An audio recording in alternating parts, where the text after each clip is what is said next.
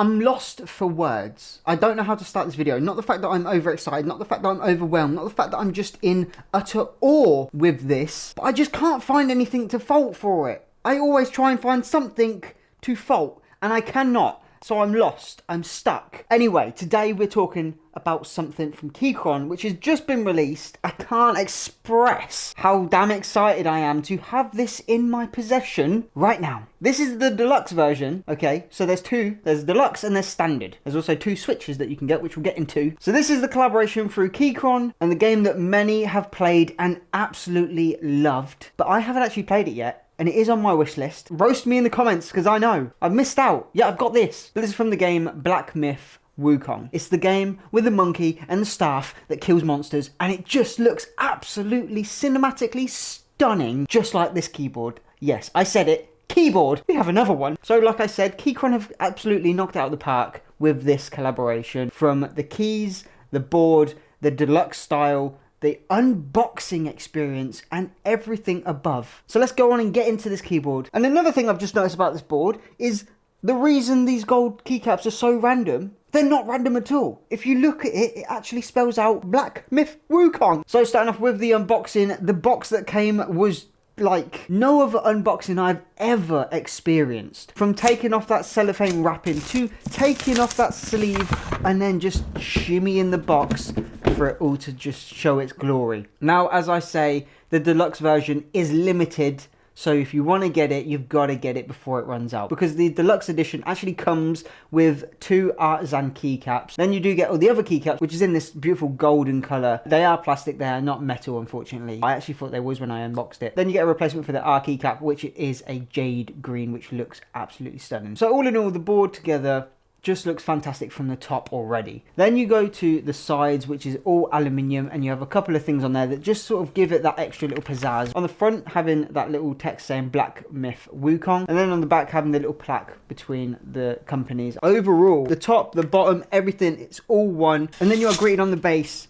with this absolutely stunning bit of artwork, this masterpiece, and this nice golden plate here, which is also aluminium, and it is actually embossed with a fight scene, I believe. This is currently in US dollars, so it will obviously change to your currency. We are looking at the deluxe edition, which I have here, with the TTC brush white switches, which sound incredible, by the way. We'll have a sound test at the end, as always. You can also get the standard edition and also TTC golden pink switches. Starting off with the deluxe edition, exactly the same as what I have. It's coming in at $259, so round it up to $260. That is also the same if you have both switches. Doesn't change on the switches. But if you go to the standard version, you are going to lose all the artisan keycaps. You will be saving yourself a bit of money. This one drops down to $229.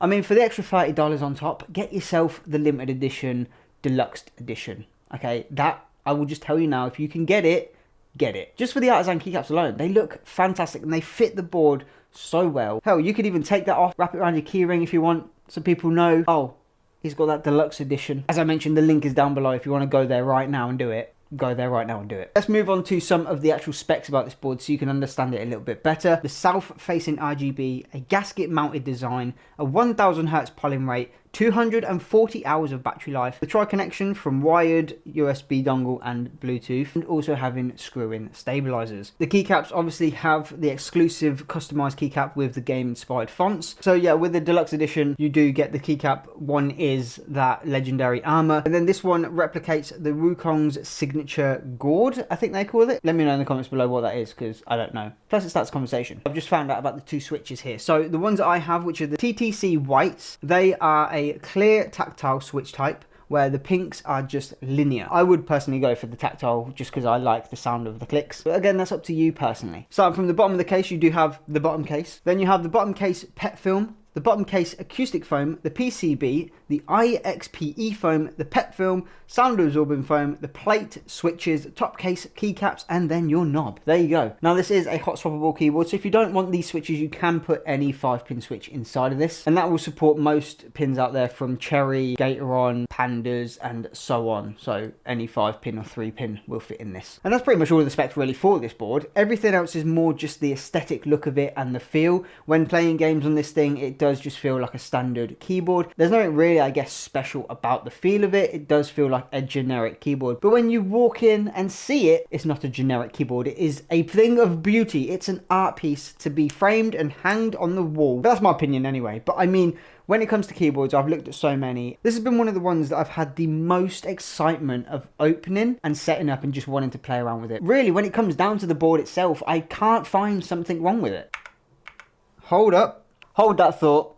I thought I didn't have anything to say negative about this, but I might have one thing that is not actually a bad thing. It's just a personal thing. I find this with every keyboard, and I think I always express my feelings towards this. Now, the one thing that really bugs me is when a keyboard doesn't let you know you're in caps lock. I say this in every video. If your keyboard doesn't tell me that I'm in caps lock, that's an issue for me. Okay, now luckily Windows 11, if you click caps lock, it comes up at the bottom here with caps lock saying, hey, you're in caps lock. Now, don't get me wrong, the board does tell me if I'm in caps lock or not, but because it's south-facing RGB, when I click the button, underneath the keycaps goes red, and when I click it off, it goes away. But because it's underneath the keycap, I can't see that.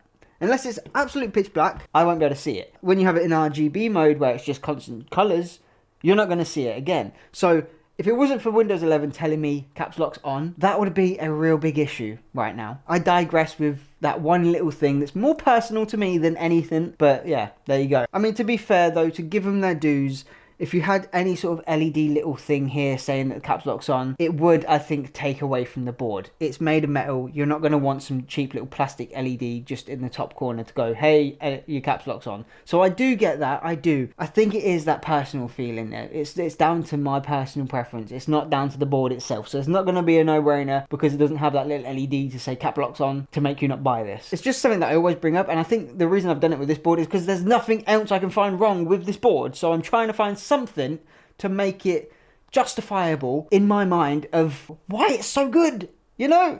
But there's nothing. I can't find anything. Like, even they could have just made it sound bad, but no, they didn't. They made it sound good. This could be the perfect 75% keyboard for game lovers, for collectibles, for everyone. Even if you don't like the game, the board itself just looks bloody amazing. I've never played the game, so I don't even know if I like it, but it looks so good. Anywho, I'm digressing into a path that is just...